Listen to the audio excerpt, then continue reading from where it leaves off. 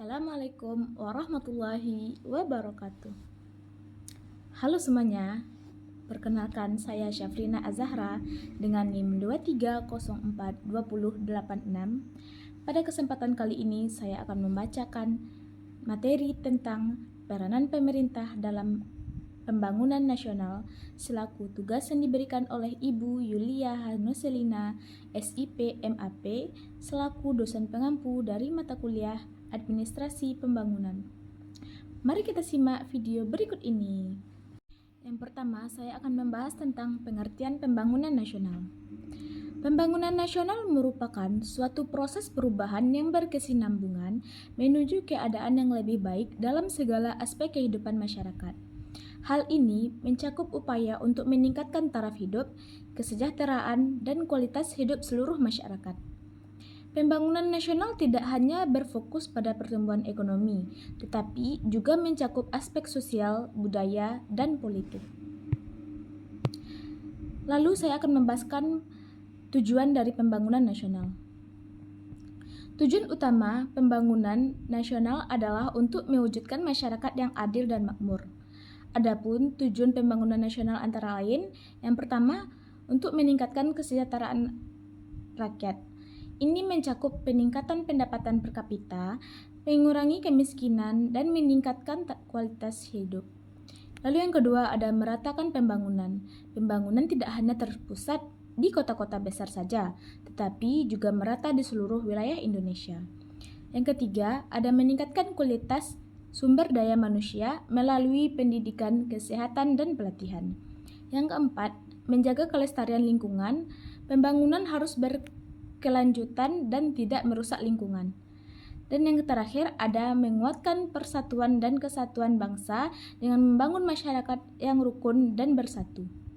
Kemudian saya akan membahas tentang peranan pemerintah dalam pembangunan nasional.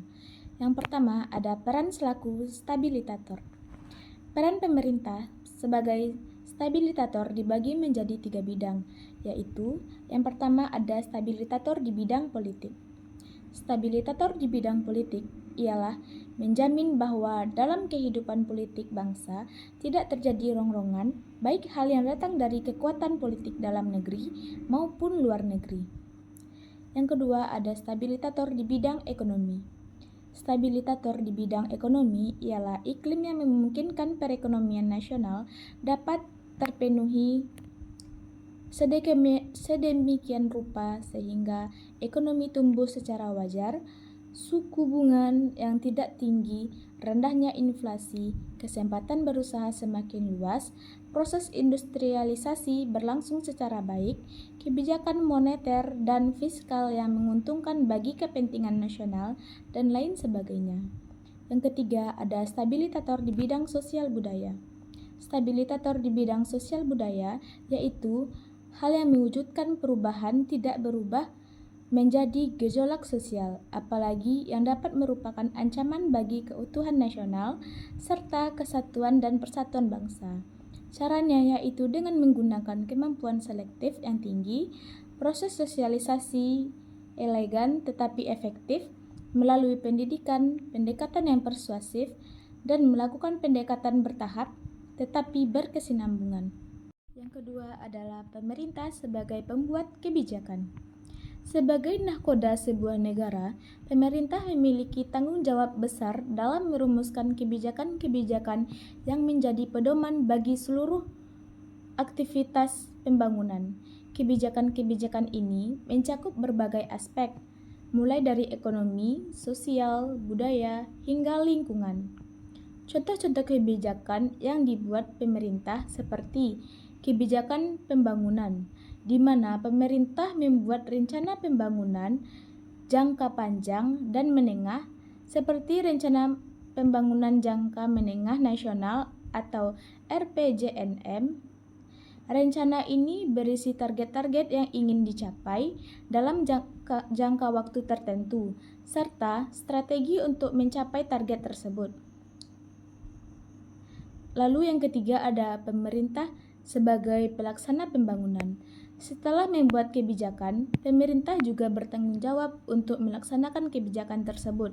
Pelaksanaan pembangunan bisa dilakukan secara langsung oleh pemerintah atau melalui kerjasama dengan pihak swasta dan masyarakat.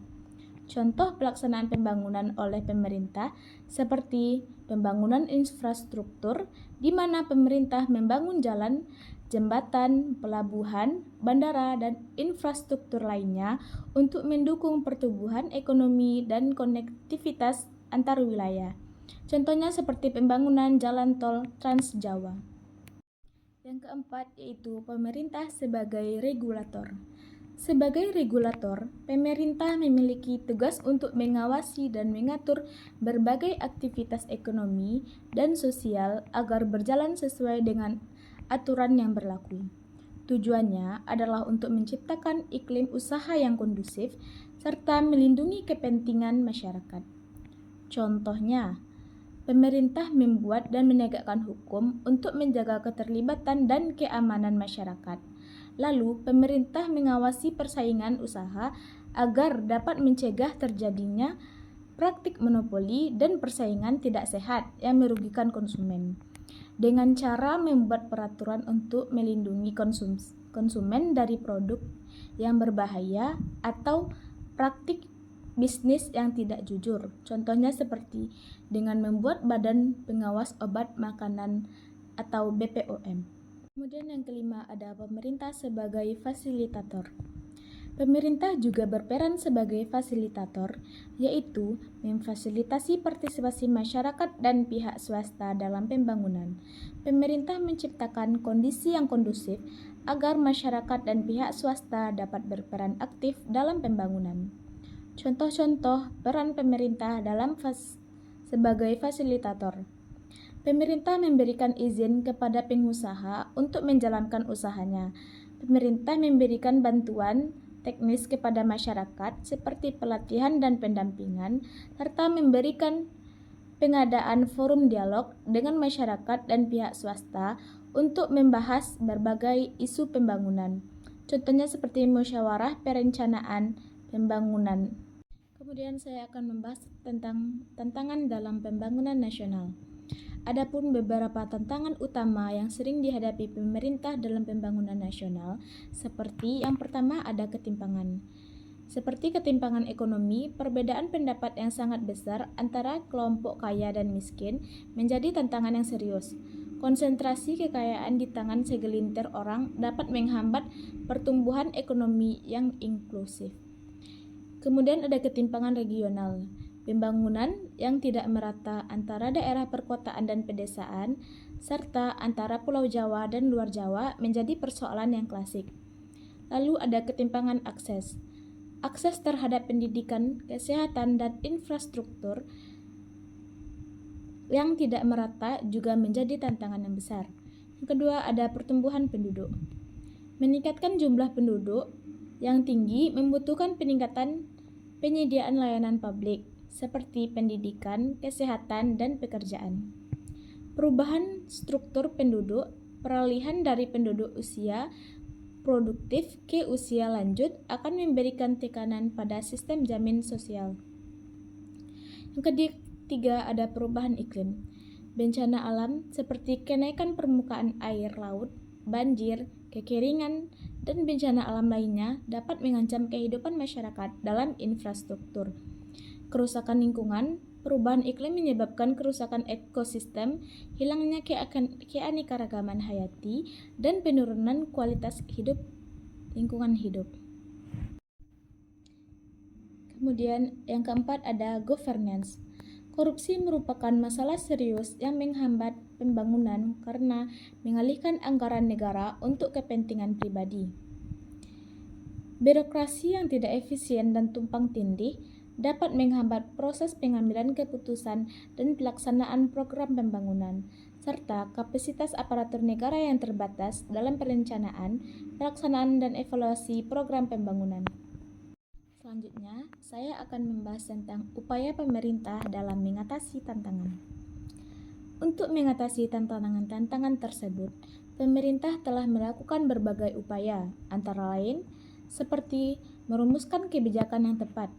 Pemerintah perlu membuat kebijakan yang komprehensif dan berkelanjutan untuk mengatasi berbagai masalah pembangunan. Melalui reformasi birokrasi, pemberantasan korupsi, dan peningkatan transparansi. Kemudian, memperkuat kapasitas aparatur negara melalui pelatihan dan pengembangan kompetensi. Lalu, meningkatkan partisipasi masyarakat seperti melibatkan masyarakat dalam perencanaan pelaksanaan pembangunan, serta pembangunan kerjasama dengan berbagai pihak, baik dengan pemerintah desa, swasta, maupun masyarakat sipil. Dari materi tersebut, dapat saya simpulkan bahwa pembangunan nasional merupakan proses yang dinamis dan terus berkembang. Pemerintah memiliki peran yang sangat penting dalam mendorong pembangunan nasional. Namun, keberhasilan pembangunan juga sangat tergantung pada partisipasi aktif dari seluruh komponen bangsa untuk mencapai tujuan pembangunan yang lebih baik. Diperlukan upaya yang terus-menerus dan sinergi antara pemerintahan masyarakat dan sektor swasta. Mungkin sekian pemaparan materi dari saya. Mohon maaf apabila ada kesalahan dan kekurangan. Saya akhiri dengan billahi taufiq wal hidayah. Assalamualaikum warahmatullahi wabarakatuh.